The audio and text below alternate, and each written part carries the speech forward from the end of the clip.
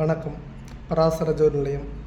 இன்றைக்கி ராகு காலம் யமகண்டம் அப்படிங்கிறத பற்றி பார்க்கலாம். வாரத்தின் நாட்கள் 7. ஸோ நவகிரகத்தில் 7 கிரகங்களோட ஆதிக்கம் ஒவ்வொரு நாளும் ஒவ்வொரு கிரகத்தோட ஆதிக்கம் இருக்கும். எடுத்துக்காட்டுக்கு ஞாயிறு அப்படின்னா சூரியனோட ஆதிக்கம் இருக்கும், திங்கள் அப்படின்னா சந்திரனோட ஆதிக்கம் இருக்கும். அந்த மாதிரி 7 நாட்களும் 7 கிரகங்களோட ஆதிக்கம் இருக்கும். ஆனால் நிழல் கிரகங்கள்னு சொல்லக்கூடிய ராகுக்கோ கேதுக்கோ தனியாக நாட்கள் ஒதுக்கலை. ஏன்னா அது எல்லா கிரகங்களுக்கும் மேலே ரொம்ப அதீதமான பவர் உள்ள கிரகங்கள்.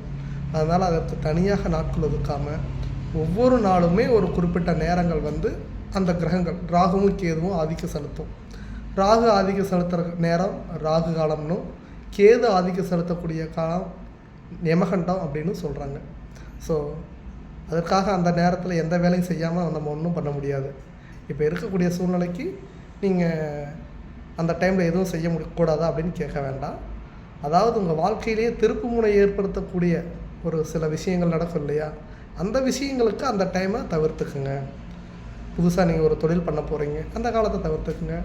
புதுசாக ஒரு வீடு கிரகப்பிரவேசம் பண்ண போகிறோம், ஒரு தொழில் தொடங்க போகிறோம், ஒரு இடத்துக்கு போக போகிறோம், இதெல்லாம் தவிர்த்துக்குங்க.